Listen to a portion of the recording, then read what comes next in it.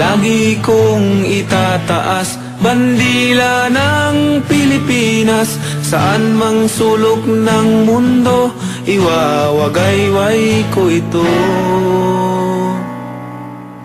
Nakakatakot na gang leader at ex-convict na Thai boxer champion, muntik mapatay ng Pinoy sa Hong Kong.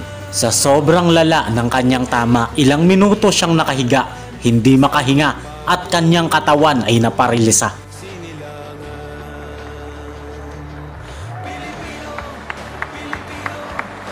Ang Pinoy na ating kababayan ay hinangaan talaga dahil sa tindi ng kanyang ginawa sa bordadong Thai boxer na kalaban.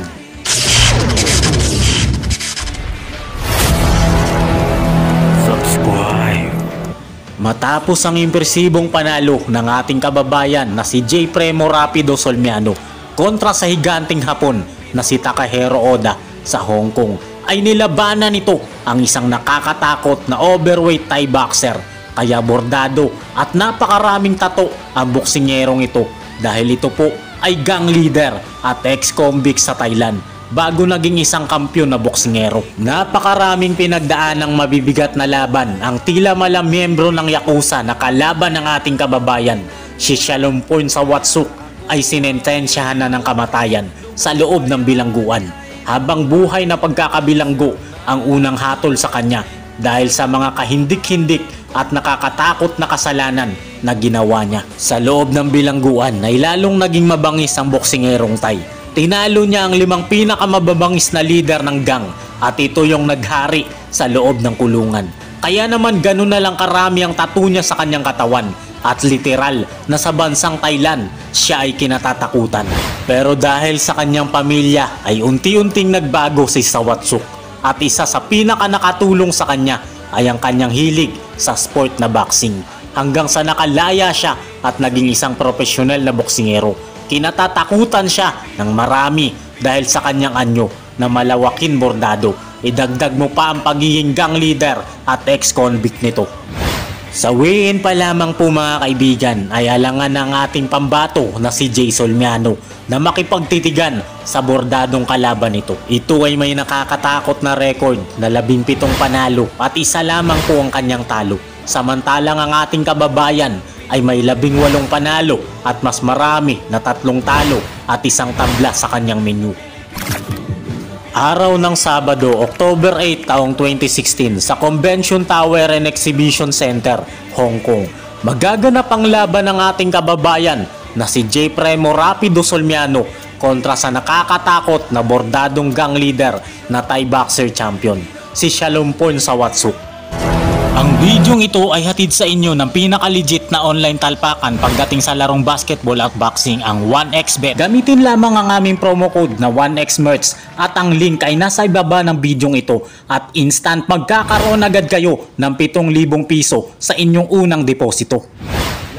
Pagpasok ng Thai boxer sa arena, pangiti-ngiti lang po ito pero di may tatanggi ang nakakatakot niyang aura. Hinakbangan na lamang niya ang ring ng lona at nakakatakot na punong-puno ng tato ang katawan niya. Pagpasok naman ni Rapido sa venue, masaya ito at walang kabang nararamdaman. Patawa-tawa lang siya sa maraming boxing fans. Ang ikakagulat po ng mga boxing fans dito mga kaibigan ay round 1 lang ang itatagal ng bordadong kalaban sa ating kababayan. Muntik niya itong mapatay sa lakas ng suntok na kanyang pinakawalan. Nang ipinakilala na po si Sawatsuk, baka sa kanya mukha ang masamang intensyon. Gusto niyang tapusin agad si J. Solmiano at di siya magbibigay ng pagkakataon. Gym Bangkok, Thailand, Shalumpon Sawatsuk. Hindi naman nagpahuli ang ating bida na si J. Solmiano. Halatang naghanda ito dahil buo at hulmado ang mga muscle sa katawan nito. J. Rapido Solmiano.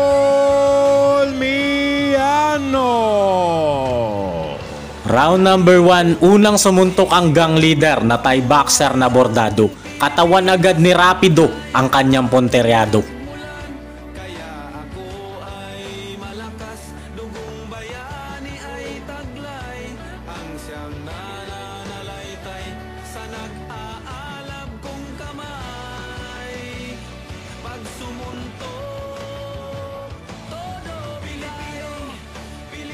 Nagpakawala agad ng isang power shot ang Thai boxer pero di ito ininda ni Jay Solmiano na ating pambato.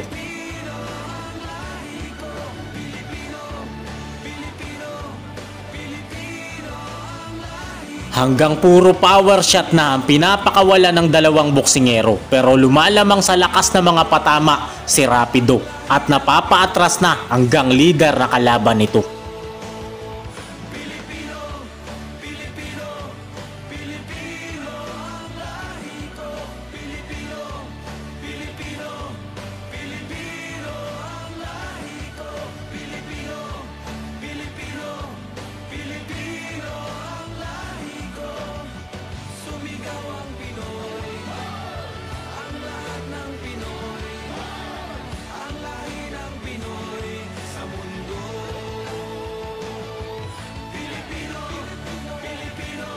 Nagpatuloy ang palitan nila ng malalakas na suntok sa bodega. Nangaasar pa ang Thai boxer na hindi daw masakit kaya siya patawa-tawa hanggang itinodo ni Rapido ang kanyang kamao na malinis na tumama sa bodega ng kalaban nito.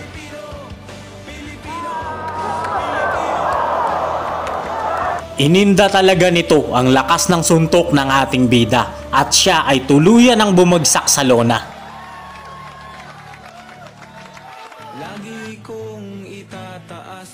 Namimilipit siya sa sakit at hindi siya makahinga sa lakas ng suntok na tinanggap ng kanyang bodega. Ilang minuto siyang nakahiga dahil sa luba ng kanyang tama. Halos mapatay ng ating kababayan hanggang leader na Thai boxer na kanyang nakalaban. Kaya awang-awa mga diwata na nakatayo sa gilid ng kalaban. Dito nila nalaman na naparilisa pala ang buong katawan nito dahil sa tindi ng liver shot na kanyang natamo. Pinakita pa sa replay na inikot-ikot pa ni Rapido ang kanyang kamao bago pinalapat sa bodega ng kalaban nito.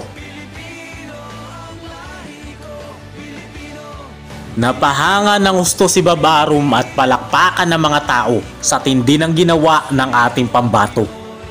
Hindi mo talaga malalaman kung sino ang mananalo sa laban at ang pisikal na anyo ay hindi basihan na sa pagsasanay ito at sa laki ng iyong puso. Pusong Pinoy, pusong palaban. Yan ang pinakita ni Jay Solmiano na ating kababayan. Hanggang dito na lamang po ang ating maiksing kwento. Maraming salamat sa lahat ng walang sawang suporta nyo. God bless everyone.